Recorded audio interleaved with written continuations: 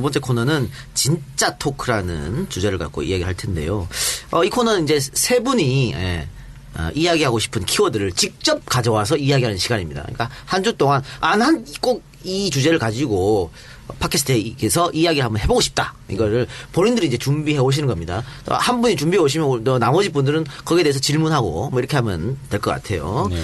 자, 그러면 오늘의 키워드를 한번 살펴볼까요? 그 오디오로 들으시는 분들께서는 못 보시겠지만 지금 다 각자 휴대폰을 갖고 오셨으니까 거기에 각자가 오늘 갖고 온 주제 키워드를 입력해 주시고 그걸 한번 들어봐 주시기 바랍니다. 자, 예.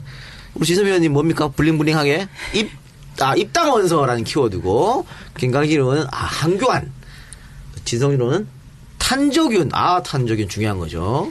이렇게 세 주제를 갖고 왔네요. 굉장히 블링블링하네요. 네. 위에 카톡이 계속 뜨고 있어요. 지선 위원님 너무 카메라 의식하시고 계신 것 같습니다. 지금. 자, 그러면 지성준 위원부터 한번 시작해 보도록 하겠습니다.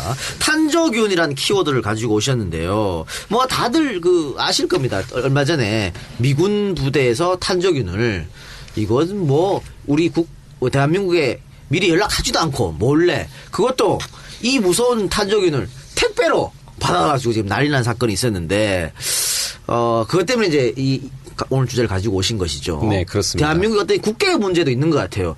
사과를 받아야 되는데, 사과 받지도 않고 말이죠. 네. 네. 말씀해 주시기 바랍니다. 예, 메르스에 덮여가지고, 탄저균이 묻혀버렸는데. 묻혀버린 게 너무 많네요. 예, 아까 황교안 또 성완종에 이어서 탄저균도 묻혔습니다. 근데 이 탄저병을 일으키는 것이 탄저균인데 사실은 메르스보다 훨씬 무서운 균이죠.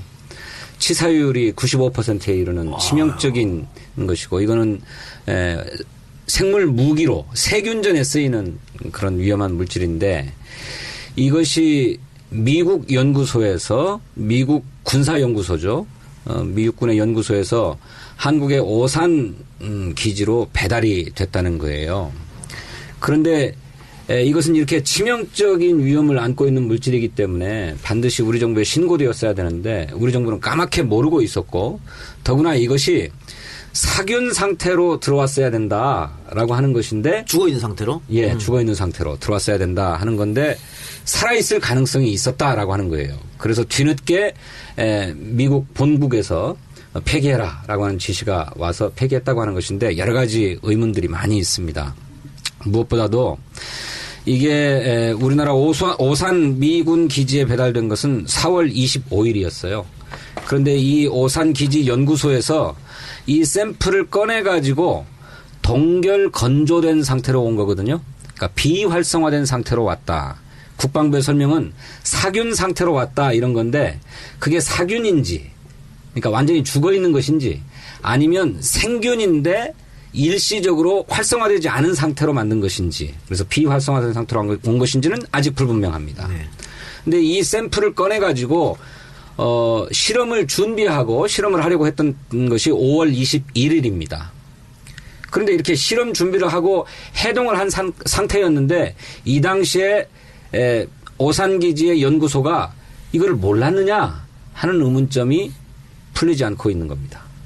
살아있었는지 죽어있었는지. 왜냐하면 그 다음 날인 5월 22일 날 미국 메릴랜드주에 있는 거기도 역시 공공연구소라고 합니다. 우리는 민간기관으로 알려져 있었는데 사실은 그렇지 않다고 그러네요. 거기도 미국 국방부와 연관되어 있는 무슨 군사연구소 같아요. 이 연구소에서 이 균이 살아있다라고 하는 것을 알고서 본국에 신고를 합니다. 질병관리센터에. 그래서 우리나라에도 통보가 왔는데 그게 5월 22일 곧바로 직후에 이루어진 게 아니라 5일이 지난 5월 27일에야 미군 오산기지에 그거 살아있을 가능성이 있으니까 폐기해라 라고 통보해 왔다는 거예요. 그래서 폐기했다. 여기까지가 지금 우리한테 드러나 있는 사실인데 아까도 그렇군요. 말씀드렸던 것처럼 먼저 5월 21일 날 오산에 있는 미군 연구소에서 해동을 했을 때 이 탄저균이 살아있었는지 죽어있었는지를 확인하지 못했는가 하는 점입니다.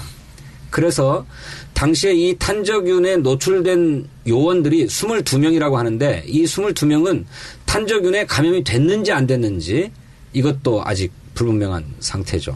두 번째 문제는 5월 22일 날 미국의 메릴랜드 연구소는 이것이 살아있다라고 하는 사실을 신고를 했다고 하는데 왜 미국 본국 정부에서는 오산기지에 5일이 지난 5월 27일에야 통보를 했는가? 5일 동안 뭐 했는가? 라고 하는 점이고요. 이거보다 더 큰 문제는 우리 국방부는 이렇게 탄저균 사고가 났다라고 하는 것을 알고서야 비로소 미군 연구소에서 탄저균을 가져다가 실험을 했구나라고 하는 사실을 처음 알았다는 것입니다. 이전에는 단 한 번도 이런 문제에 대해서 통보받은 적이 없었다는 거예요. 그럼 원래는 그런 규정이 있습니까? 만약에 들어오면 당연히 한국에 알려야 된다라든가 한국군에 알려야 이런 규정이 나 메커니즘이 소파에는 신의 성실의 원칙이 살아있다고 한다면 한미 동맹이기 때문에 살아있다고 한다면 이런 위험물질이 들어올 때에는 우리 정부에 통보해 주는 것이 마땅한 일이고 그렇게 되어 있습니다. 그런데 단 한 번도 통보받은 적도 없었고 미군은 단 한 번도 들여온 적이 없다고 설명을 하고 있는데 그것을 우리 국방부는 그대로 믿는다 이런 입장이에요. 근데 저는 이해할 수 없는 게 어제 국방위원회에서도 이런 문제를 우리 김광진 의원님과 더불어서 함께 따졌는데 2011년에 우리가 미군하고 함께 생물 방어 연습이라고 하는 Able Response라고 하는 훈련을 합니다. 그리고 2012년에는 한미 간의 공동으로 생물 방어 태스크포스를 만들어요. 그러니까 한반도에서 북한이 일으킬지도 모를 생화학전에 대비한 연습을 하고 또 훈련도 하고 또 그것을 실행하기 위한 TF도 만들었단 말이죠. 그러면 적어도 이때부터는 한미 간의 정보가 공유되어서 주한미군 사령부에서 어떤 화학전 실험을 하는지 또는 생물학전 실험을 하고 있는지를 우리 정부가 알고 있는 게 당연한 일입니다. 그런데 전혀 알지 못했고 통보받은 바도 없고 또 그 이전에도 그런 실험이 이루어지지 않았다고만 얘기를 하니까 이건 신뢰할 수 없는 거죠. 그럼 지금 탄저균이 그 미군 부대에 배달됐다는 걸 어떻게 알게 된 것이죠? 미군이 스스로 공개를 한 것입니다. 우리가 정부가 캐내고 이런 것도 아니었고. 그런 게 아니고 사고가 스스로. 나니까 스스로 공개를 한 건데 또 더 재미있는 것은 이게 지금 미국도 한반도에서 세균전이 발생해가지고 무슨 문제의 표본을 채집을 했다 그러면 그것의 성분을 분석하기 위해서 미국 본토로 보내야 된대요. 그래서 미국 연구소에서 표본을 식별을 해가지고 탐지를 해서 다시 알려줘야 무슨 균이 살표됐다라고 하는 걸 알게 된다는 거였어요. 이게 너무나 시간이 많이 걸리니까 이걸 즉각 대응하기 위해서 주피터 프로그램이라고 하는 거를 개발해서 실행하기 시작했어요. 그게 2013년 11월 달입니다. 그래서 그 실험 장비들을 자꾸 갖추고 실험을 해보고 그리고 이런 실험을 하기 위해서 한미 간에는 협정도 체결을 해요. 그게 생물감시 포털 협약이라고 하는 것입니다. 이게 2013년 11월 달에 체결돼요. 그러니까 대기 중에 떠 있는 독성 물질을 탐지를 해서 이 독성 물질이 무엇인지를 식별을 하고 식별이 되면 그 정보를 한미 간에 서로 공유해서 공동으로 대응하자라고 하는 것이 주피터 프로그램인데 이 주피터 프로그램이 가동되기 시작해서 배치되기 시작한 게 2013년 11월부터라고 하는 겁니다. 그런데 그렇다면 아무리 양보해도 2013년 11월부터는 한미 간에 이런 정보가 공유돼야 될 것 아니겠어요? 그런데 모르고 있었다. 전혀. 그럼 이거 제가 잠깐 저도 살펴보니까 탄저균 1000kg 정도만 있으면 한 1000만 명을 살상할 수 있다고 그래요. 그렇죠. 그 정도로 위험한 이런 생화학 무기가 될 수 있는 그런 균인데 지금 그 진 의원님 말씀 들어보니까 이게 뭐 소파 협정뿐만이 아니고 여러 가지 협정을 미국에서 위반한 것이고 또 외교적으로도 상당하게 우리한테 결례를 한 것 같은데 이런 사건이 터지고 그러면 우리 정부가 혹은 우리 군이 미국에 어떤 대응을 했습니까? 뭐 사과를 요구했다든가 뭐 재발 방지를 약속하라든가 뭐 그런 게 있습니까? 우선 가장 중요한 게 합동으로 조사하자. 네. 사건의 진실이 무엇인지를 공동으로 조사하자 이렇게 요구를 해야 했는데 이렇게 요구했음에도 불구하고 미국이 아직도 공동조사에 응하지 않고 있습니다. 우선 자체 조사를 하고 있으니까 자체 조사 결과를 보고받으면 그다음에 공동조사를 할 것인지 말 것인지를 결정하자는 게 미국의 입장으로 보여요. 그럼 증거 다 은폐하면 그만인데. 그렇습니다. 그래서 아무것도 우리 정부는 미국이 건져다 주는 정보 외에는 알 수가 없는 이런 상황이고 지금 그러면 중간에라도 무슨 보고를 받았는가 이렇게 물었더니 초동 보고 외에는 아무것도 받은 게 없어요. 그걸 누구한테 여쭤본 겁니까? 국방부 장관에게 물어봤어요. 아, 근데 그렇게 대답했습니까? 그렇습니다. 근데 제가 듣기로는 우리가 사과를 요구한 것도 아니고 먼저 또 사과를 했다고 그러던데. 근데 뭐 이거를 샹그릴라에서 이 사건이 터진 직후에 한미 간의 국방부 장관 회담이 있었는데 그 회담에서 의제로 삼자고 우리 정부가 제안을 했던 것 같아요. 그러자 미국의 국방부 장관이 깜짝 놀래가지고 이거 있을 수 없는 일이 일어났다. 그런데 안전하게 처리됐으니까 너무 걱정하지 마라. 조사해서 조사 결과는 공유하겠다. 그리고 재발 방지 대책을 서로 세우자. 이런 정도의 립 서비스는 한 상태입니다. 근데 그게 립 서비스인데 문제는 뭐냐면요. 우리 정부의 명확한 입장이 있어야 되는 거거든요. 우리가 예를 들면 열을 요구해서 요구를 해야 저쪽 상대방이 협상을 해서 2개만 받을지 5개를 받을지를 정하는 건데 우리는 지금 이게 5월 27일 날 이제 발생된 사건이고 결과가 나온 것은 6월 10일 날 그래서 범정부 대책회의를 했어요. 각 부처가 모여서. 소위 이제 소파를 개정해야 되는 것이 아니냐라고 하는 시민들의 많은 의견들이 있고 뭐 언론에 나오니까 소위 이제 소파의 구조 5항을 개정해야 된다라고 하는 것이 대부분의 사람들의 인식이었죠. 근데 어제 국방장관 뭐라 그러냐면 6월 10일 날 회의를 했는데 소파를 개정할 생각은 없다. 이건 권고사항으로 정리하면 충분히 가능하다라고 하는 입장 정도밖에 안 가지고 있는 거예요. 그러니까 참 슬픈 일이죠. 하나 말씀하신 거에서 좀 짚고 넘어가야 될 게 국민들이 이제 청취자들이 생각하셔야 될 게 그거 같아요. 처음으로 들여왔다고 지금 하는 거지 않습니까? 네. 그럼 이 실험실은 언제 만들어진 겁니까? 1998년도에 만들어졌죠. 네. 근데 처음으로 탄저균이 살아있는 거든 죽어있는 거든 처음 들어온 거다. 네. 라고 하는 것을 미국이 얘기했으니 국방장관은 그냥 대한민국 국민들에게 믿어라. 라고 하는 것이거든요. 그러니까 실험실이 만들어지고 7년이 지나서 처음으로 실험했다. 예. 꼭 미국에서 그렇게 얘기하니까 대한민국 국민을 믿어라고 대한민국 국방장관께서 말씀하셨다. 예. 그 이해할 수 없는 게 2008년에 다른 나라에도 이런 일이 발생했습니다. 그러니까 호주의 경우에는 2008년도에 살아있는 탄저균이 미국으로부터 역시 호주에 있는 미군 기지로 배달되어 가지고 이 문제가 제기됐었어요. 그리고 이번에 또 드러났지만 영국도 그랬고 캐나다도 그랬다는 것입니다. 그러니까 최소한 2008년도서부터는 탄저균 실험이 살아있는 것으로 이루어졌든 죽어있는 것으로 이루어졌든지 간에 이루어져 왔을 것이다. 이것이 합리적인 추론이고 합리적인 의심인 겁니다. 그런데 우리 국방부는 안 이루어졌다고 하는 미국의 말을 100% 믿습니다. 이렇게 얘기하고 있으니까 답답한 거죠. 그러니까 미국이 엄청난 실수를 우리한테 한 거 아니겠습니까? 그렇죠. 그러면 많은 분들이 그래요. 그러면 이걸 이용해서 우리가 미국한테 요구해서 뭘 받아내면 어떻겠냐. 그게 이제 외교력 아니겠어요? 김관진 의원 말처럼. 그렇다면은 뭐 그런 여러 가지 얻어낼 것 중에 소파 개정도 있을 수 있고 이렇게 너희들의 잘못이 있으니까 이걸 이용해서 소파를 개정하자 뭐 이렇게 할 수도 있는데 지금 이런 요구는 전혀 안 하고 있는 것이죠. 그렇죠. 그러니까 그럴 생각이 없다고 한다는 게 국방부의 입장인데 우리 정부의 입장인데 이거는 우리 어제 회의에서 권은희 의원이 정확하게 지적을 했던 것처럼 우리나라에 있는 국내법을 정확하게 위반한 것입니다. 네.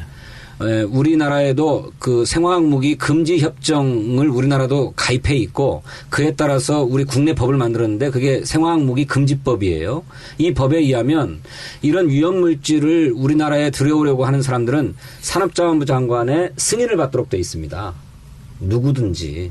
그런데 미군은 소파에 한국의 국내 법령을 존중하겠다라고 소파에 합의되어 있음에도 불구하고 우리 국내법을 존중하지 않은 거죠. 그뿐입니까? 감염병 예방법도 위반했습니다. 그 법에 의하면 보건복지부 장관의 승인을 또 받도록 돼 있어요. 근데 이것도 위반한 거죠. 그러니까 이렇게 우리 법을 어겼다. 그러니 이분들에 대해서 분명하게 국내법적으로 처벌해야 되겠다라고 하는 점도 우리 정부가 요구해야 되고 그리고 재발되지 않게 하기 위해서 우리가 검역 주권을 가져야 되겠다. 그래서 독일 소파는 54조 4항에 이런 위험물질을 들여오려면 독일 정부의 승인을 얻고 들어와야 된다. 그리고 그 위험물질은 절대로 생태계에 영향이 없어야 된다라고 하는 단서가 붙어 있어요. 이렇게 돼 있기 때문에 우리도 독일 소파처럼 똑같이 개정하자 이렇게 요구하는 것이 당연한 일이거든요.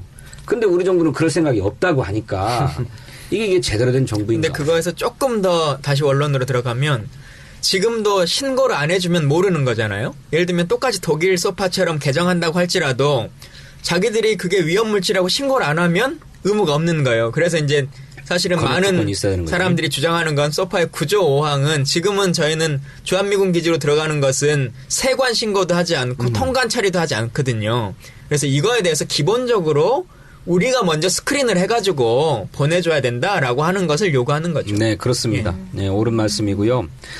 또 하나 더 심각한 것은 이 아까 제가 주피터 프로그램 말씀을 드렸는데 주피터 프로그램은 3가지의 체계로 이루어져 있는데 대기 환경 감시기, 그다음에 거기서 추출된 독성의 성분을 분석하는 유전자 분석기, 그리고 이런 결과를 서로 공유하는 포털, 이게 3부분으로 이루어졌는데 이 유전자 분석기는 한 100여 가지 종류의 독성 물질을 시험에서 판독할 수 있는 능력을 가지고 있다는 거예요. 그러면서 탄저균뿐만 아니라 보톨리눔까지도 이렇게 식별할 수 있는 능력이 있다고 하는데 이 보톨리눔은 탄저균보다 10만 배의 위력을 가지고 있습니다. 이거는 1g만 있어도 100만 명을 살상시킬 수 있다고 하는 위험천만한 무기거든요. 근데 재밌는 것은요.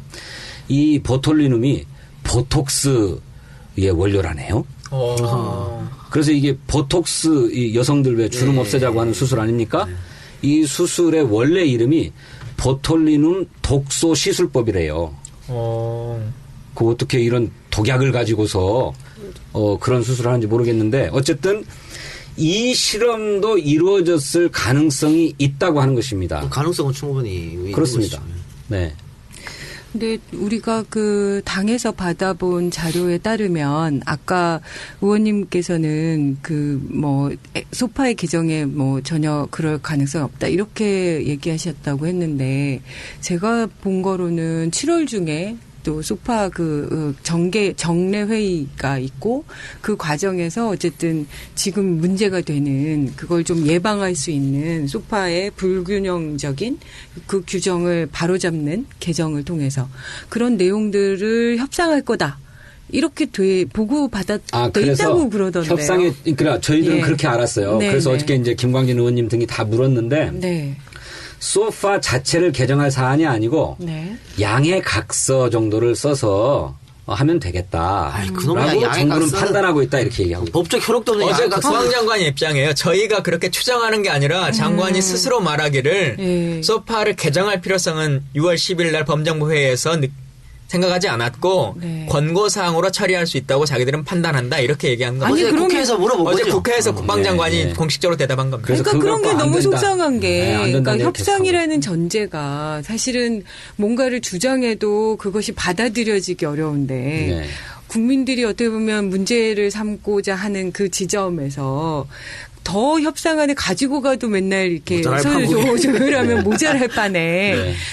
누구나 다 생각하고 있는 것보다 훨씬 더 낮은 생각을 갖고 가면 그것도 안 받으면 더 그냥 현상 유지될 가능성이 거예요. 있는 거 아니에요? 근데 저는 이 소파가 왜 이렇게 무소불위의 성역처럼 언제나 건드릴 수 없고, 그러니까 제가 예전에 기억나는 게 국방부의 그 무슨 자문위원 같은 걸 했었고 정보공개 그 위원을 했었는데 진짜 소파에 관한 주한미군에 관한 정보들은 그 어디도 손대거나 공개되지 않는 전혀 뭐 우리가 터치할 수 없는 영역으로 그래서 국방부에 아무리 요구해도 주한미군 쪽에서 뭐 아니라고 거부해버리면 뭐 어떻게도 그거를 이렇게 받아내거나 뭐 이의를 신청하거나 이렇게 할 수가 없는 거예요. 반대쪽에서 이렇게 주장할 수 있을 것 같은데요. 어떡해요? 어떤 것보다 중요한 것은 국가안보고 그 국가안보를 할 수 있는 것은 한미동맹이고 한미동맹 때문에 우리는 소파도 건들 수 없고 미국이 아무것도 요구할 수 없어 라고 이야기할 것 같은데요. 그러니까 그게 건강한 한미동맹이 아니라고 하는 것이죠. 이렇게 불신이 쌓여 있는데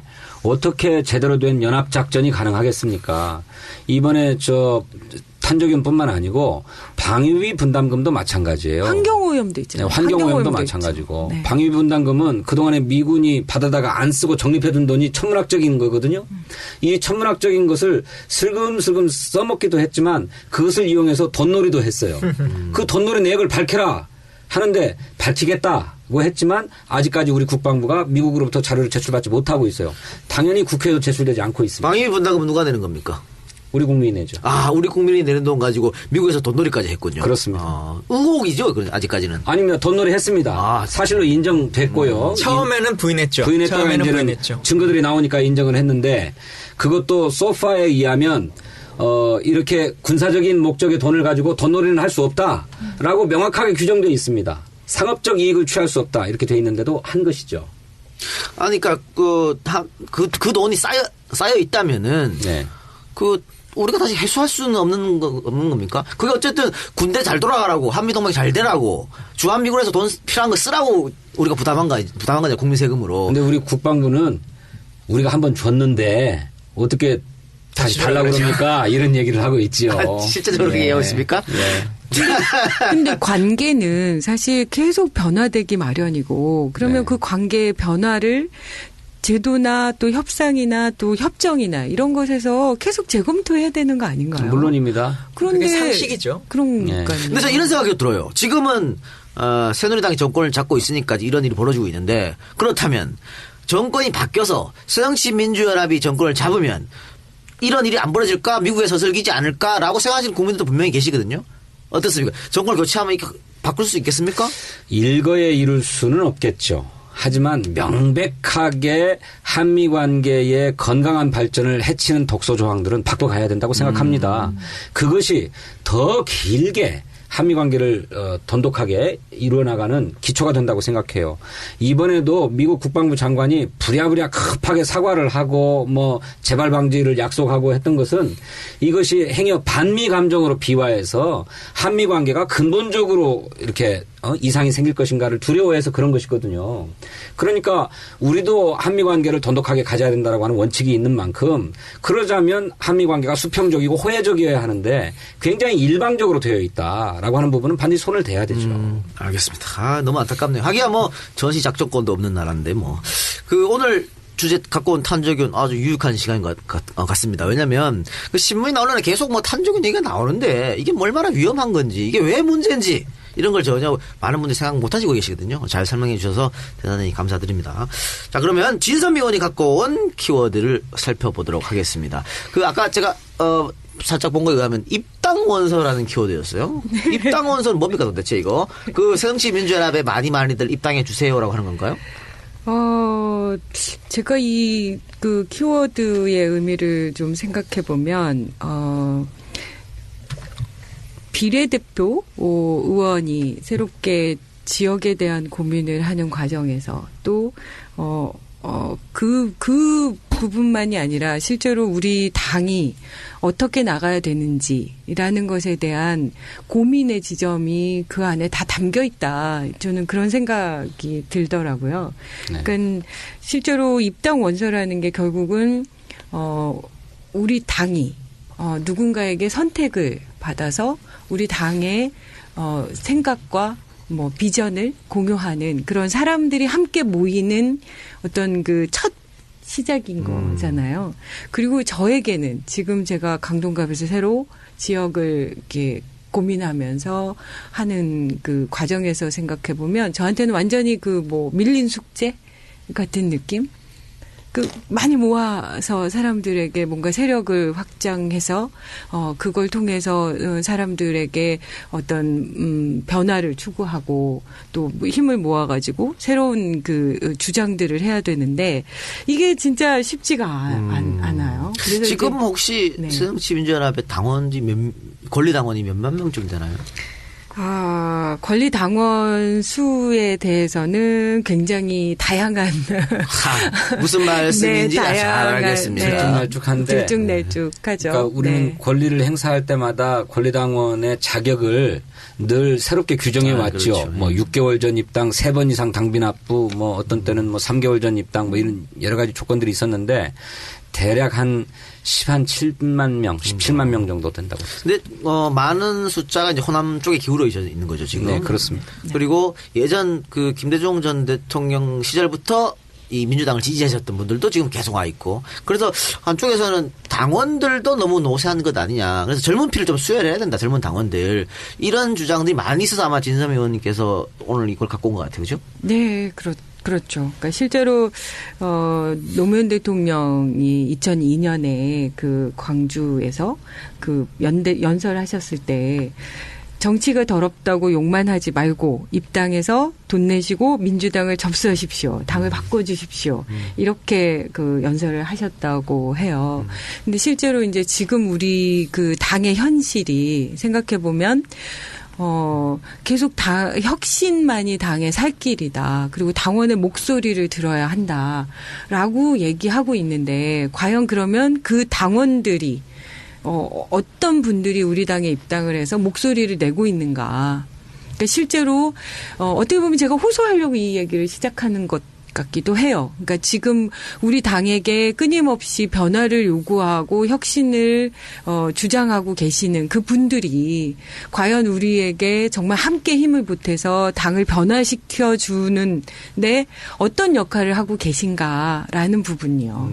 그러니까 오프라인이나 인터넷에서 이렇게 비판하시고 혁신을 위해서 노력해달라고 말씀하시는 분들이 좀 적극적으로 당 안으로 들어와서 자기 목소리를 내주셨으면 좋겠다라는 말씀이죠. 그렇죠. 그러니까 예를 들면 제가 지난번에 을지로위원회 관련해서 또 EJ에서 네. 얘기를 했었지만 실제로 을지로위원회에서 그 노력을 하셨던 그 다른 그 단체들 을들이 정말 을지로위원회라는 그 역할이 새정치민주연합에서 새롭게 바라본 희망의 모습이다. 그리고 정말 그게 정당의 모습이다. 이렇게 생각하신다고 하면 이제는 직접 당원으로 가입을 하셔서 그 목소리들을 내서 실제로 을지로위원회의 활동들이 당의 활동으로 거듭날 수 있게 그렇게 힘을 보태주시라 이런 얘기를 했었던 부분이 있거든요. 근데 이제 저는 당장 그 지역에 가서 그 입당 원서를 들고 저희 이제 수첩으로도 만들어져 있거든요. 조그만한 수첩. 근데 그걸 들고 다니면서 많은 분들에게 당에 입당해 달라. 그리고 그 당원 입당을 하는 그 권리 자체가 사실은 본인들이 끊임없이 공천 과정에서 왜곡될 수 있고 이런 거를 바깥에서 그 공천룰이나 이런 부분들이 문제가 돼서 그렇게 그 뭐라 그래야 되죠? 정당이 어렵거나 비난하시지만 사실은 실제로 역할을 하실 수 있는 것들이 얼마든지 있는 거다. 그러니까 본인이 정말 좋아하는 본인이 옳다고 생각하는 본인이 깨끗한 정치인을 뽑고 싶다고 하면 굉장히 작은 힘 같지만 이게 진짜 얼마 되지 않는 거거든요. 권리당원이라는 게 실제로 1,000원 만 내면 되는 거에서 월 1,000원. 그래서 12,000원만 1년에 내면 내가 목소리를 내서 내가 원하는 정치인을 후보로 밀어주고 그 사람에게 힘을 보태서 결국은 같이 사회를 변화시키고 그러니까 정권 교체를 통해서든 그렇게 해서 사회의 변화를 일으킬 수 있는데 왜 이렇게 이 문제가 이렇게 안 될까? 입당 가입 절차는 어떻습니까? 좀 복잡하고 그렇습니까? 굉장히 쉽죠. 그냥 그 원서 작성하면 되고 그 원서에 따라서 요즘은 이 그 후원금 그러니까 당비를 납부하는 방식도 되게 많이 개선이 돼서 주로 우리가 권장하는 게 그 휴대폰으로 결제하는 거. 예. 그렇게 하면 그냥 12,000원 바로 그냥 하면 되는 거예요. 가입서는 어디서 받는 거죠? 가입서는 그러니까 인터넷으로 홈페이지들도 있고 또 언제든 그 관련된 그 정치인들이 다 가지고 있는 거니까. 그러면 사실은 그 월 1,000원이란 것도 아마 처음 들으신 분들 많을 거예요. 그렇게 쌌어 당비가?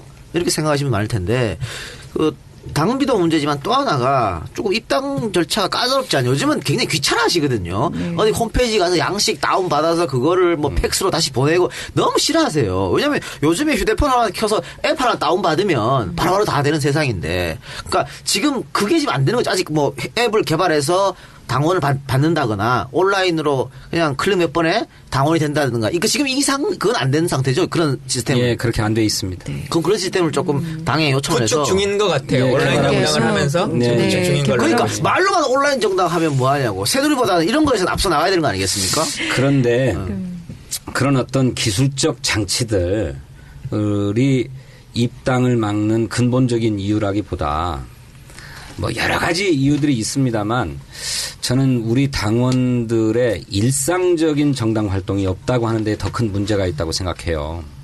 그러니까 우리 진선미 의원님 말씀하셨지만 주로 당원들의 모집이라고 하는 과정이 다 이렇게 공직선거를 앞두고 그렇게 이루어지죠. 혹은 뭐 당직 선거를 앞두고 막 이루어진단 말이죠. 경선용. 예, 경선용 당원이라는 거죠.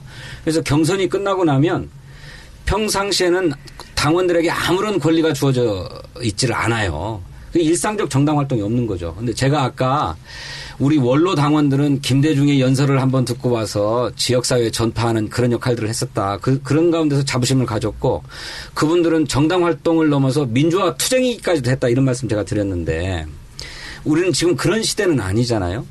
그래서 그렇게 압도적인 카리스마를 가지고 있는 정치 지도자가 없는 조건에서 정당이 어떻게 활동해야 하는가 또 당원들에게 일상적으로 어떤 활동을 하게 해야 하는가라고 하는 전형을 만들어줄 책임이 있다고 생각해요. 그럼요. 예. 근데 그 전형이 없는 거죠, 우리에게.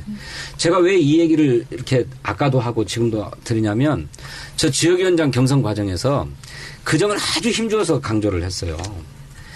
지역위원장이 되면 저는 일상적 정당 활동의 전형을 여러분과 함께 개척하겠습니다. 뭐 이런 일 막 했어요. 근데 그 당시에는 그게 뭔 얘기인지를 잘 몰랐어요.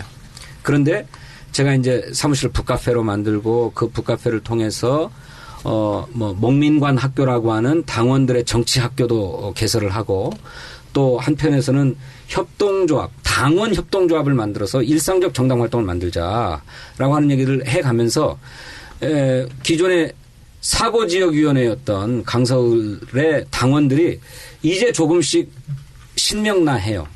아, 이게 정당의 모습이구나. 정당이 이렇게 가야 되는 거구나 해서 자발적으로 막 참여합니다. 정치학교도 아주 잘 되고 협동조합 논의도 당신들 막 돈을 막 내가면서 그리고 또 박원순 시장이 만들어 놓은 협동조합 상담센터에 가서 교육도 받아요.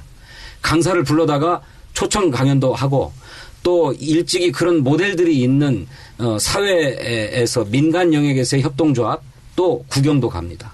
어떻게 하고 있는지. 그래서 저는 이렇게 일상적 정당 활동의 전형을 만들기 위해서 노력해야 되고 그것이 당을 밑바닥에서부터 혁신하는 것이다. 그리고 그것을 반드시 우리가 해야 된다. 좀 그렇게 생각합니다. 근데 이제 그렇게 하기에 앞서, 그러니까 일단은 들어오셔야 뭘 할 수 있는 거잖아요. 그러니까, 그래서 참 그게 걱정인 거예요. 그러니까 우리가 뭘 잘해서로 하지만 잘 하라고 오실 수도 있는 거 아닐까? 아니, 물론 그럴 수 있습니다. 네, 많이들 참여해 주셔야 되고. 예, 그렇죠. 정치에 아마 좀 실망했기 때문에 가입을 활동을 좀 주저한 것도 같아요. 지선 의원 지금 이렇게 쭉 얼마나 중요한지 또 그걸 위해서 국회의원들이 뭘 해야 할지 쭉 잘 설명해 주셨다고 보고요. 근데 결국은 본인의 하락상으로 끝이 났네요. 그래서 좀 안타깝네. 깔때기였나? 본인의 하락상으로 끝이 났는데 어쨌든 그래서 새정치민주연합 당원으로서 굉장히 난 자부심을 느낀다. 감동을 느낀다. 이것은 뭐 국민들이 할 수 있는 게 아니고 정치인들이 줘야 되는 거거든요. 그런 좀 책임감을 세 분부터 가져주셨으면 하는 그런 바람입니다. 입당과 당원 얘기하셨으니까요. 제가 뭐 광고 비슷하게 한 말씀만 좀 네. 드리고 싶은 건데 제가 어쨌든 청년 비례대표라고 하는 제도가 처음으로 만들어져 가지고 국회로 들어왔지 않습니까? 근데 오늘 제가 청년 비례대표 2기를 선출하는 TF의 위원장이 됐어요. 그러니까 제가 사람을 지명하는 건 아니고 어떻게 선출할 것인가에 대한 선출안을 이제 만드는 TF인데 네. 사실 이제 어떤 분들을 TF 위원으로 모셔야 될까에 대한 고민이 이제 큰 거죠. 정치를 하던 사람들만 부를 건지 출마해봤던 사람을 할 건지 당직자를 중심으로 할 건지 이제 몰라서 이 TF 위원을 어떻게 구성할 건지를 위한 위원회를 만들어 보려고 그래요. 이게 위원회라기보다는 두 번 정도의 모임을 한번 좀 하려고 하는데 그래서 이제 주말에 한 번, 주중에 한 번 해서 주말은 6월 21일 날 저녁 6시에 하는 거고요. 평일 날은 6월 23일 날 저녁 7시에 이렇게 두 차례에 걸쳐서 국회에서 이야기를 나눠서 세부적인 어떤 안을 논의하자는 것이 아니라 어떤 사람들이 이것을 중심을 갖고 한 10명 정도를 선정하면 좋겠느냐라고 하는 논의를 하려고 하는 거니까 젊은 분들 중에서 꼭 나이 제한은 없습니다만 어쨌든 청년 비례대표라고 하는 이 제도에 관심 있는 분들이 방송을 들으시고 좀 많이 참여해 주시면 좋겠어요.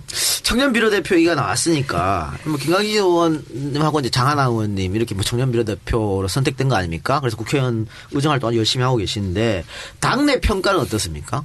당내 평가는 본인이 말하기 제가 좀 하면 안 그렇고, 되죠. 본인이 말하기 좀 그렇고 청년 비례대표의 당내 평가 잘하고 있다라거나 혹은 쟤들 왜 저래 말하든가. 잠깐 나가 있을까요? 잘하고 있죠. 잘하고 있다는 평가를 받고 있고요. 우리 뭐 김광진 의원님은 뭐 좌타가 공인하는 유명 정치인이시고 우리 저 초선 국회의원이 우리 당에 55명인데 첫 번째, 두 번째 손가락에 꼽히는 그런 의정 활동을 보이고 계시지 않습니까? 그리고 우리 장하나 의원님도 굉장히 현장에서 뛰어다니시면서 이 현장 정치가 무엇인가라고 하는 것을 모범적으로 보여주고 있어요. 그래서 굉장히 잘 하고 계시는데 이제 다만 안타까운 것은 이분들의 의정 활동이 그렇게 뛰어나게 아주 잘 되어가고 있지만 이분들 중심으로 청년들이 세력화되고 있지 못하다라고 하는 것이 아직은 한계예요. 그거는 우리 아까 진선미 의원님 말씀해 주신 것하고 똑같은 거라고 생각해요. 우리 당을 혁신하기 위해서 변화하기 위해서 좋은 정치인들을 지지해 주기 위해서 입당해달라라고 하는 호소하고 똑같은 거죠. 우리 김광진 의원님 주위로 청년들이 많이 몰려들고 또 장하나 의원 주위로 많이 몰려들어서 이런 정치인들이 더 성장할 수 있도록 정치적인 든든한 기반이 되어주고 후원이 되어주기를 바라는 건데 아직은 그렇게까지 안 되고 있다는 것이 좀 안타까운 점이죠. 알겠습니다. 그럼 어쨌든 당내 평가가 이렇게 좋기 때문에 내년 총선에서도 이 부분은 그냥 그대로 간다고 봐도 되겠네요. 청년 비례대표 제도라고 하는 거는 당헌 당규에 명시되어 있습니다. 그래서 이제 다음 20대 총선에서도 2명의 청년 비례대표는 당선 안정권에 배치하는 걸로 예. 당규에 명시되어 있기 때문에요. 그 자체가 없어지거나 하지는 않을 거라고. 당헌 당규가 바뀌지 않는 이상. 예. 네. 알겠습니다. 그러면 마지막으로 김광진 의원님의 키워드는 황교안이었습니다. 역시 이제 청문위원으로 참석하셨으니까 그렇게 갖고 오신 것 같아요. 근데 우리가 그 TV로도 지켜봤습니다만 한 3일간 한 거죠. 예. 3일 동안 했는데 이게 마지막 날에서도 이게 첫째 날인가 둘째 날인가 마지막 날인가 헷갈릴 정도로 계속 똑같은 말만 되풀이했던 것 같아요. 그러면서도 안타까웠던 것은 그 새누리당 국회의원들이 뭐 진짜 황교안 호위무사인지 대변인인지 자기가 뭔가 의혹을 풀어서 질문을 해야 되는데 해명하세요 그래놓고 질문도 하나도 안 하고 그런 분들도 계시더라고요. 그래서 좀 재밌는 질문 한 개 드려보겠습니다. 김 의원이 생각하셨을 때 청문회 기간 내내 가장 좀 얄미웠다. 이런 어떤 의원이 있을까요? 그러니까 삼권 분립 체계에서 물론 여당이 있죠. 여당이 어쨌든 정부를 일정 정도는 보호해 줄 수 있는 것도 있을 수 있다고 봅니다. 근데 그게 도가 지나치면 안 된다고 저는 생각하거든요. 기본적으로 국회의원으로서의 역할을 충실히 해야 되는 것인데 처음 자기소개할 때부터 자기는 충실한 방패가 되겠다 이렇게 자기소개를 하시는 분도 있었고 뭐 시정일관 해명의 기회만 주는 분도 있고 인사청문회 내내 질문을 후보자가 아니라 야당 의원을 쳐다보면서 질문을 해서 왜 날 보고 질문하냐라고 하는 것으로 논쟁이 막 된 적도 있고 그래요. 예. 그러니까 저는 그게 누구예요? 그게. 이름도 잘 모르겠어요. 하여튼 그분은. 근데 국회의원의 기본적인 격에 안 맞는 것 같다. 그리고 본인이 어떤 위치에 있는 사람이라고 하는 것에 대해서도 망각하고 있는 거다. 이런 생각이 많이 들더라고요. 그래서 그런 건 좀 너무 안타까웠던 것 같아요. 한 분 콕 찍어주세요. 의원인데요. 강원도 의원이시더라고요. 근데 예를 들면 저희 야당이 얘기하는 것에 대해서 반박할 수는 있어요.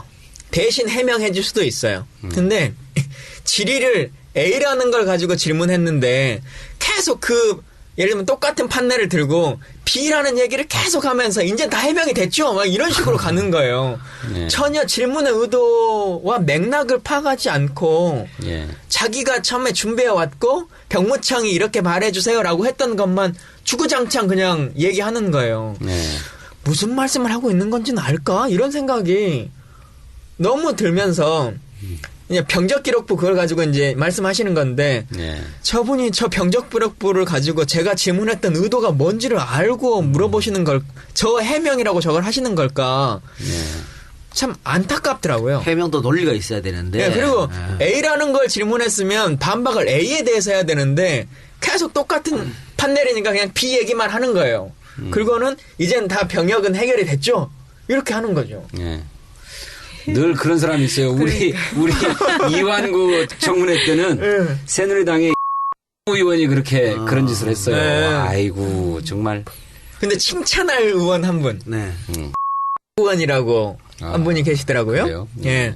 근데 이분은 가끔 들어보면 이분은 여당 너무 친인가? 그래서 반대해서 오셨나? 예. 이런 생각이 들 정도로 뭐 이게 의도성인지 어쩐 건지 모르겠지만 계속 경제 문제나 네. 근데 경제 문제도 무슨 재벌의 어떤 문제가 아니라 진짜 우리 을지로위원회에서 질문해야 될 안건들 이런 것들을 쭉 충실하게 준비해 오셔가지고 아, 그래요? 하시더라고요. 그래서 적어놔야 되겠다. 네. 그리고 서면 질의를 우리가 보내잖아요. 그러면 이게 보좌관들이 그냥 일괄로 보낸 건지 의원의 뜻이 담긴 건지 이게 좀 나오는데 예. 이분은 서면 질의도 거의 대부분을 본인이 질문을 하신 내용이더라고요. 왜냐하면 말의 한 반 이상이 사자성어예요, 이분이. 고사와 사자성어 이런 걸 좋아하시는 분인데. 그래요? 서면 질의도 지렸다 어떤 고사에 보면 이런데 입장이 어떠냐 이렇게 질문하시더라고요. 그래서 네. 그분은 좀 새로운 인식을 하게 됐긴 했어요. 예. 그렇군요. 저것도 있었지 않습니까? 왜 청문회가 다 끝나고 청문회 위원장이 누구였었죠? 장윤선 의원. 네, 장윤석 의원. 장윤석 의원. 예, 위원장님 이름도 모르고 있어요. 위원장님이 좀 수당을 저희한테 나눠줘야 되는 거 아니에요? 아니 근데 청문위원들하고 뭐 수당을 받으셨어요? 청문위원을 하면? 그런 건 없는 거 아닙니까? 위원장은 나오잖아요, 그게. 몰라요. 위원은 왜 단 10원도 안 주는지 모르겠어요. 우리 직원들도 밤샘 날 새서 며칠을 했는데 밥이라도 한번 사 먹여야 다음부터는 그거부터 요구해야 되는데. 되겠다. 청문회에 배당된 활동 자금이 얼마인지, 위원장이 다 독식을 하는지 그거 해야 돼요. 해야 되겠네. 근데 위원장이 장윤석 의원이었는데 이분이 청문회가 끝나고 기념사진 찍자 이렇게 야당에도 제의했다면서요. 그런데 야당은 그걸 받아들일 수 없다 그래서 결국은 여당 의원들하고 황교안 이제 국무총리 후보자하고 기념사진을 찍은 거죠. 그러니까 그것도 얼마나 슬픕니까. 그러니까 이제 내일 모레 총리가 되면은 사진 안 찍어줄 것 같으니까 후보자일 때 찍자 하는 거 아니에요. 응? 아이 그리고 그 상황에서 맨날 파행 일어나고 뭐 인준이 되네 안 되네 이 사람을 자격이 있네 없냐 하는 야당 의원들한테 청문회 끝났으니까 같이 다 서서 기념사진을 찍자고 얘기를 하는 게 그러니까 청문위원으로서의 3위를 하나도 인식하지 않고 있었다는 거죠. 네. 네. 참 장윤석 위원장, 우리 아버지가 사시는 경북 영주를 지역구로 하고 있는데 다음에 아버지한테 한 표 주지 말라고 얘기하겠네요. 아 그동안은 주셨대요? 모르겠습니다. 안 물어봤습니다. 그런데 황교안으로 저 키워드를 설정한 이유가 있으셨을 것 아니에요? 예, 뭐 아까 그 첫 진행 번째 욕심. 그거에서 다 어느 정도 얘기를 좀 드리긴 했는데요. 기본적으로 서류 심사 탈락인 후보다 라고 하는 게 저는 가장 큰 것 같고 이분이 지금 이 시기에 사실은 여당 의원 어느 누구도 인터뷰를 한번 다 찾아보세요. 인터뷰를 많이 할 거 아니겠습니까? 간사부터 시작해서. 네. 근데 어느 의원도 지금 시기에 가장 필요한 대한민국에 필요한 총리 후보니까 우리가 이 사람을 뽑아줘야 된다라고 말하는 사람이 없어요. 네. 네. 지금 대통령이 이 사람을 지명했고 상황이 이렇고 메르스에 대한 컨트롤 타워가 돼야 되고 뭐 하니까 아이고 또 어떻게 새로운 사람을 뽑냐. 네. 이 논리지 정말 적격이라고 말하는 그렇죠. 사람이 네. 없거든요. 예. 이제 정말 어찌 보면 남은 그 2년 반을 함께 해야 될 사람이지 않습니까? 소위 말하는 순장 총리인데 같이 죽을 좀 제대로 된 사람으로 여야가 어찌 보면 여당이라도 진짜 이 시기에 우리에게 필요한 총리다라고 하는 사람으로 좀 대한민국을 내세울 수는 없을까. 예. 이런 안타까움이죠. 이런 거 보면 참 새누리당이 뻔뻔스러운데 방금 김 의원님이 이 서류상으로 안 되는 사람이라고 그랬잖아요. 그러니까 김대중 정부 때 장상 총리 후보 또 장대환 총리 후보 이런 분들은 뭐 부동산 투기, 위장 전입 이게 딸랑 한 개 갖고 다 날려버렸거든요. 그 날려버린 사람들이 한나라당 사람들이잖아요. 예. 노무현 정부 때도 그랬었고 노무현 정부 때도 논문 표절 하나 서 날려버렸잖아요. 근데 이 사람 지금 이 양반은 그거를 다 갖고 있는데도 통과해달라고 떼쓰고 안 되면 단독으로라도 하겠다고 이러고 있으니 근데 너 이게 대한민국 현실일 것 같아요. 네, 예. 세 분의 이 키워드 토크는 이 정도로 마무리하겠습니다. 네. 자, 이제 어떻게 진행되시는 거 알겠죠? 다음 네. 주에는 더 풍성하게 이야기가 될 수 있을 것 같다고 기대를 하는데 진선배님 한숨을 푹 쉬시네요. 왜 한숨을 쉬셨어요? 네? 왜 한숨을 푹 쉬셨어요? 다음 주에 이렇게 진행된다고 하는데 자신이 없습니까? 그게 아니라요. 그 황교안. 한교안 때문에 네. 빨리빨리 잊으세요. 학교 선배 아닙니까? 아니. 학교 선배 아니에요? 아니 당연하죠. 그분들이 저 국정원 대선 개입도 어떻게 공격했는데요. 그렇죠. 그게 그러니까 학교는 그 학교에 다니는 인원이 도대체 얼마입니까? 근데 만만찮게 대응했잖아요. 반격했잖아요. 진짜 잘 그랬나요? 나가. 그런 걸로 알고 있는데. 네. 진짜 잘 나가. 지난번 이완구도 학교 선배였잖아요. 네. 예, 뭐 전성시대입니다. 그 너무 학교. 죄송합니다. 근데 제가 그 편이 아니잖아요. 자, 그러면 마지막 코너 진행해보도록 하겠습니다. 세 번째 코너는 악플. 그러니까 이 코너는 말 그대로 세 분의 방송을 청취하시고 마음에 안 들었던 점을 과감하게 써주시면 본인들이 선택해가지고 본인들이 아마 읽어줄 겁니다. 나한테 오늘 이런 악플이 왔어요 이러면서. 그래서 이거 근데 사실 세 분은 그동안 악플 많이 받아보셨잖아요, 그죠? 그러니까 좀 괜찮으시죠? 저는 악플 많이 안 받습니다. 안 받았습니까? 앞으로 많이 받을 겁니다. 오늘 방송 들어보니까 상당히 제일 많이 받을 것 같습니다. 근데 제가 알기로는 김광인 의원이 악플을 굉장히 많이 받는다고 네, 들었는데. 많이 시달렸죠? 저는 가장 많이 받으면 하루에 65만 개도 받고 65만 개. 그리고 제가 대선 주자도 하기 힘들다는 화형식 능지첩창 다 당하고 살았기 때문에 네네. 이거 방금 봤는데 이게 악플이라고 적어온 건지 칭찬이라고 적어온 건지 잘 그래요? 모르겠어요. 그러면 가장 혹시 기억에 남는 악플이 있어요? 그냥 이런 욕설이나 이런 것들은 그냥 사실은 그냥 패스가 되는데 네. 제가 가장 기억나는 악플은 당시에 이제 제가 청년 비례가 됐는데 선거 치르는 그때는 요즘은 악플 잘 읽지도 않은데 그때는 이 댓글에 악플을 좀 읽게 되잖아요. 민주당 청년 비례가 외모가 좀만 좋았어도 당 지지율이 1%는 올랐을 것 같다. 이 말이 되게 가슴에 미안하더라고요. 그래서 그게 저는 인정한 거군요. 네, 인정하죠.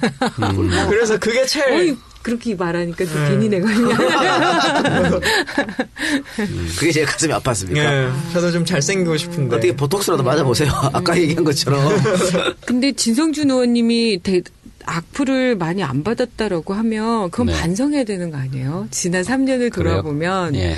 당에서 우리 이슈라는 것이 정말 큰 이슈들이 많았고 그거를 진짜 전면에 서서 논쟁을 해야 됐고 그래서 악플은 기본이었지 않았나? 저는 그런 생각을 했는데 존재감이 없었어, 존재감이 별로 없어서 그런 것일 수도 있는데 모르겠어요. 제가 일부러 찾아보지 않았으면 저는 제 홈페이지나 이런데 또는 페이스북이나 이런 데는 별로 안 달리고 홈페이지는 방문자 수가 원래 적으니까요. 트위터에서 제 이름으로 검색을 한 번씩 해보거든요. 네. 자주는 아니고 저도 한 번씩 해보는데 별로 이렇게 그 트위터 상에서 제 주장을 막 펴거나 이런 일이 별로 없어서 그랬는지 네. 별로 눈에 안 띄어요. 그런데 이제 이완구 청문회에서 매우 독살스럽게 했다든지 한민구 국방부 장관 청문회에서 독살스럽게 했다든지 이런 때는 좀 올라왔어요. 약하시구나. 저는 여성이어서 더 그런 것 같아요. 그 일베에 지금 문제가 약자라. 있었잖아요. 예. 정말 여성 비하적 그 표현이나 이런 것들이 상상을 할 수가 없어요. 그냥 그래요? 제가 큰 마음으로 그냥 그럴 수 있다. 이렇게 품고 있는 건데 사실은 예. 그게 잔잔한 생채기가 되더라고요. 그렇죠. 그렇죠. 심하죠. 안 읽어야 돼. 예. 근데 이제 저는 전에도 언젠가 이런 얘기를 한번 한 적이 있는데 지난 3년 동안 제가 일부러 그런 건 아닌 것 같은데 어떻게 하다 보면 굉장히 논쟁이 되는 제 현장에 가장 앞에 있거나 중간에 있거나 이렇게 되는 몇 가지 사례가 있었거든요. 예. 근데 그러다 보니까 진짜 욕을 많이 먹는데 이미 상상할 수 있는 그런 상상도 할 수 없었던 욕들을 들으면 그러려니 그냥 그렇게 하는데 저는 제일 아까 김광진 의원이 얘기한 것처럼 지금도 마찬가지인데요. 웃냐 이거 있잖아요. 그러니까 무슨 저는 뜻입니까? 웃냐? 그러니까 이런 상황에 네가 웃음이 나오냐 이거예요.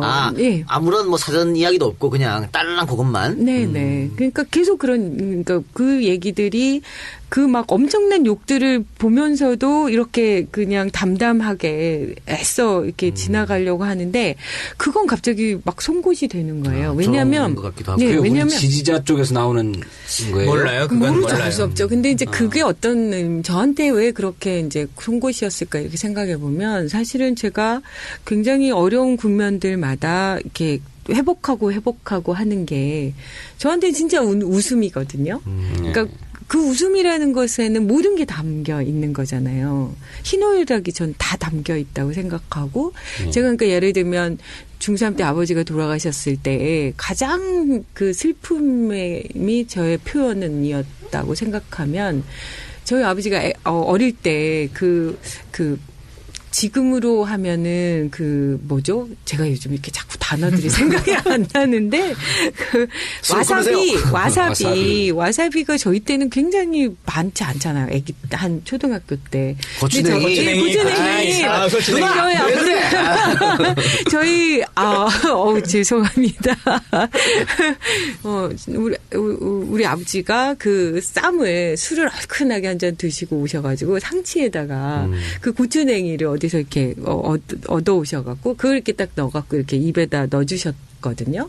근데 애기니까 그거를 막 좋아서 받아 먹었다가 그 쓴 맛에 매운맛에 막 이렇게 얼굴 찡그리고 괴로워하니까 우리 아버지가 진짜 막 행복한 웃음을 웃으셨는데 그게 딱 그 돌아가셨을 때 그 기억이 딱 떠올리면서 제가 웃음이 나오더라고요. 근데 그 웃음이 정말 어떻게 보면 저의 슬픔을 가장 표현하는 것일 수 있잖아요. 네. 근데 이제 그런 국면에 그 웃음이 나오냐, 웃냐 이렇게 하는데 그게 정말 저는 고통스러워. 비수가 됐군요. 네, 비수가.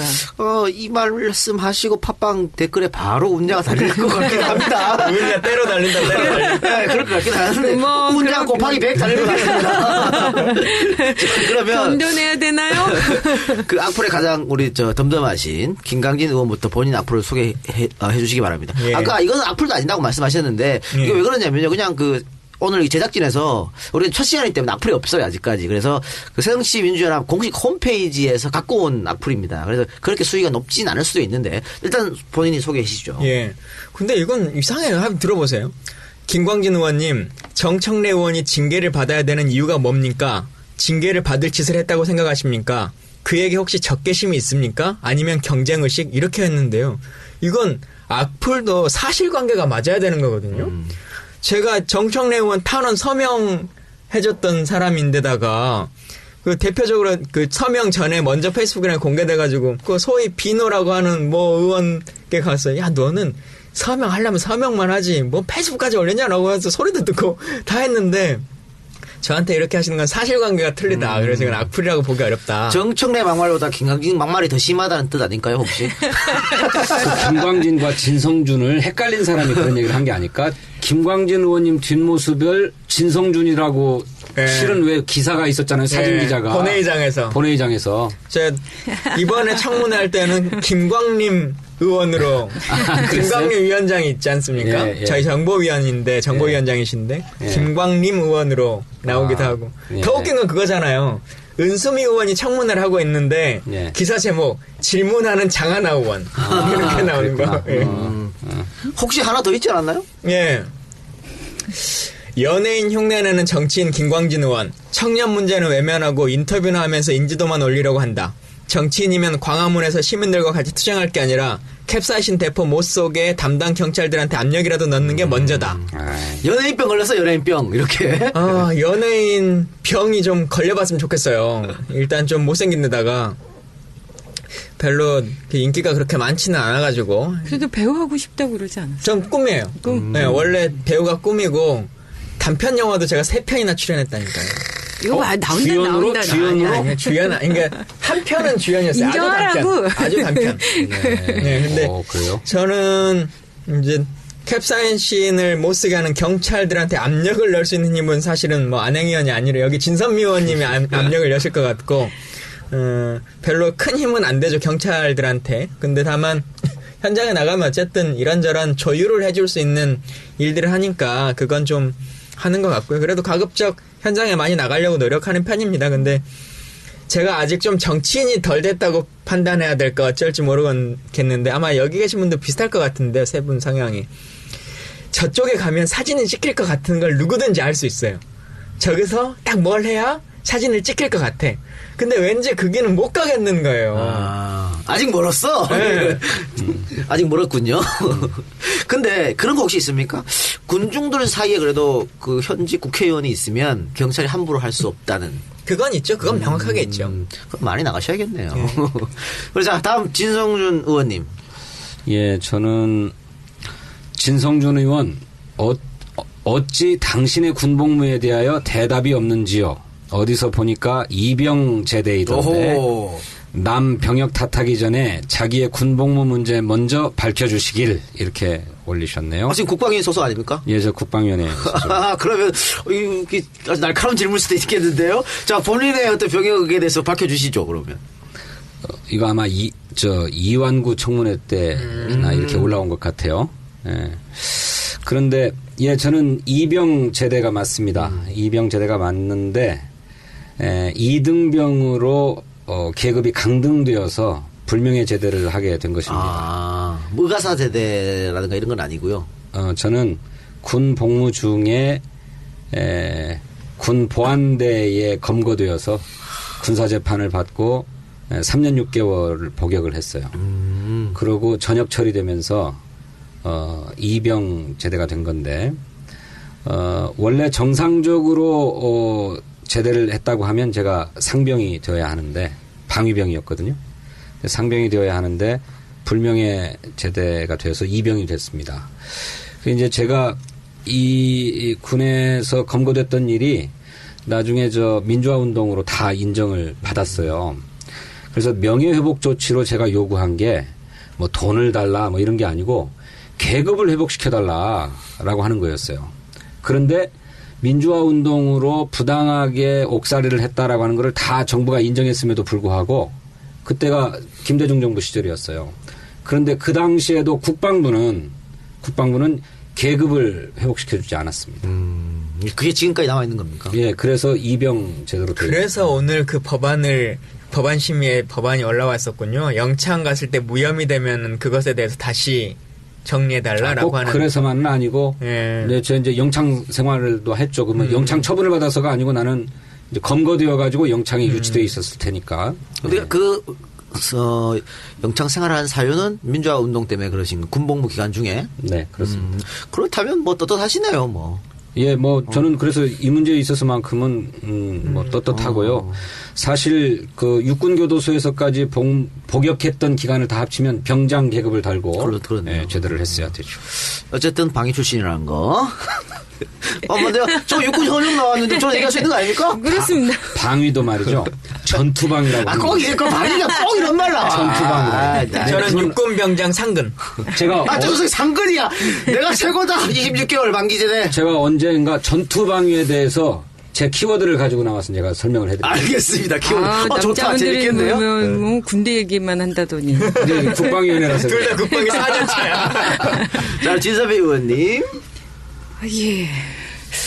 요거 지금 소개해드릴 악플은요. 새정치민주연합 홈페이지에서 갖고 온 게 아니고 네. 요거는 EJ 댓글에서 갖고 왔습니다. 그러니까 이제 분들이 참 인심이 후하시네요. 네. 이 정도 악플이면 뭐. 네.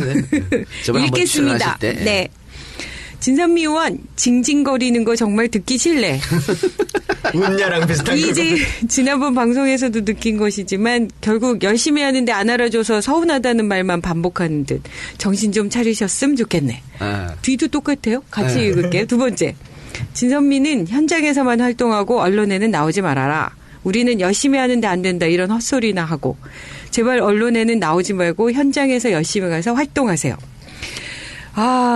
이게 저번에 한번 EJ 처음 나오실 때랑 네. 두 번째 나오셨을 때랑 그런 류의 댓글이 계속 달렸었어요. 그렇군요.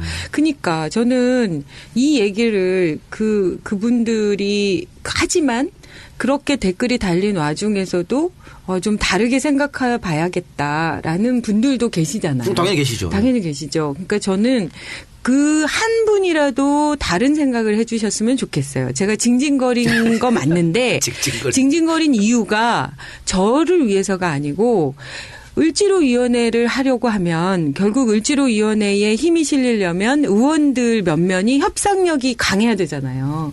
근데 그 협상력이 어디에서 오겠어요. 그거는 그 정당이나 그 을지로위원회 소속 의원들 몇 면이 지지를 튼튼히 받아야 되는 거거든요. 그 지지가 있어야, 그러니까 내 뒤에 든든한 지지 세력이 있어야 제가 전면에 나서서 협상을 하거나 문제 제기를 하거나 중재를 할 때 그거에 힘이 보태져서 결국은 우리가 목표로 했던 그 을들의 지위나 상황들이 처우나 이런 것들이 개선되는 거거든요. 저는 그 부분에 대한 아쉬움을 말씀드리고 그것에 대해서 부탁드리고 싶었던 거예요. 저희의 제 협상력을 강화시켜달라라는 거죠. 저는 저를 위해서 징징거린 거 아니고요. 징징대지 말라 그랬더니 또 징징대라고 할 수도 있을 것 같은데. 그럴 것 같아요. 저 목소리 나름 괜찮다고 생각했는데 징징거리는 목소리로 들리는 거군요. 알겠습니다. 네. 자, 그러면 댓글놀이는 그만하고요. 네. 오늘도 너무 오래 했어. 우리 좀 프롤로그를 너무 오래 해가지고 여기서 좀 끝을 내야 될 것 같습니다. 그런데 우리가 이 진짜가 나타났다 이 팟캐스트 공식 계정이 있다고 합니다. 페북, 트위터, 유튜브 다 있다고 하니까 그 여러분들이 혹시 궁금하신 것들 국회에서 일하는 일 중에서 혹은 세 분 의원에 관해서 혹은 새정치민주연합 혹은 새누리당에 관해서 궁금하신 거 있으면 많이 좀 달아주시고 또 이런 얘기를 좀 해달라 라고 하는 의문점들도 많이 좀 달아주시면 글들을 많이 써주셨으면 좋겠습니다. 또한 방금 그 댓글을 읽어드렸습니다만 어떤 악플도 좋고 어떤 선플도 좋으니까 팟빵 게시판에 많은 의견을 주시면 감사하겠습니다. 그리고 다시 한번 말씀드립니다만 매주 수요일 8시 마포구 성산동에서 위치한 EJ 안가에서 녹음을 공개방송을 진행하니까 세 분 의원 보고 싶으신 분들은 많이 오셔서 이 세 분들 어깨에 좀 힘 좀 들어가게 해주시기 바랍니다. 또 정치인들은 말이죠. 일단 사람이 북적북적 거리면 나 때문에 왔구나라고 생각하는 그런 게 좀 있어요. 과시욕도 있고 좀 이런. 그러면 사진 찍어가지고 또 어디 올리고 그런다고. 이분들이 이제 아직 당내에 예선 통과도 되지 않으신 분들이기 때문에 여러분들께서 힘을 많이 실어주시면 대단히 감사하겠습니다. 오늘 첫 회여서 좀 중구난방이기도 하고 말이죠. 제대로 이렇게 일부터 시까지 앉는 것 같기도 한데 여러분들이 첫 회니까 이해해 주시고 다음 주 방송은 좀 더 알차고 재미난 방송을 해드릴 것을 여러분께 약속드리면서 마치도록 하겠습니다. 마지막으로 말이죠. 소감 어떻습니까? 오늘 정말 그전에는 이제 게스트로 나가서 이제 방송하셨는데 이제 이 방송의 주인으로 이제 하셨으니까 소감이 어떠신지 한마디씩만 하고 끝내도록 하겠습니다. 예, 우리 이 작가께서 너무 편하게 해주셔가지고 네. 큰 부담이 없이 하게 됐던 것 같습니다. 그래서 걱정하고 왔던 것보다 한결 마음 편하게 했다. 그리고 이렇게 해도 되는 것인가 싶을 정도로 편하게 했다. 앞으로 더 잘할 수 있었으면 좋겠습니다. 아니 근데 사실 가장 엄살 피우신 사람이 진성준 의원이거든요. 어떻게 하냐고 나 말도 잘 못하는데 나 재밌게 말 못하는데 걱정거리 했는데 오늘 사실 2시간 한 거 중에 1시간 반을 혼자 한 것 같아요. 말을 제일 많았어요. 네. 좀 많이 자제했다고 생각합니다. 그래서 생각보다는 너무 잘해주셔서 감사를 드리고 김강진 의원님. 예, 저는 안 잘리고 끝까지 있는 것이 제 목표입니다. 예, 열심히 잘하겠고요. 제가 팟캐스트 이렇게 많이 나가보면 말 많이 한다고 좋은 게 아니더라고요. 저는 잘 있다가 중간중간 잘 끼어들겠습니다. 예. 고맙습니다. 네, 오늘 이렇게 저는 좀 많이 좀 아쉽다는 생각이 좀 들어요. 그러니까 정말 이게 좀 체계적으로 준비돼가지고 딱 어떤 그 컨셉이 이렇게 확 잡히면 좋겠는데 아직 저는 좀 그게 좀 부족한 느낌도 들어서 하지만 즐겁게. 그럼요. 네. 저는 저의 꿈은 4차원인데 4차원은 아직 안 되는 것 같고 다양한 매력들을 발굴해 보도록 하겠습니다. 네. 첫 술에 배부를 수 있겠습니까? 그렇습니다. 네. 그리고 또 저희가 어떤 이슈가 있으면 우리 넷만 하는 것도 아니고 정말 전문가분도 모시고 그렇죠. 네. 또 당대표도 한번 모시고 네. 또 혁신위원장도 한번 모시고 그렇죠? 뭐 여러분 새정치민주연합에 계신 여러 국회의원들 모셔서 다양하게 재밌게 방송을 해드릴 것을 약속드리겠습니다. 자 오늘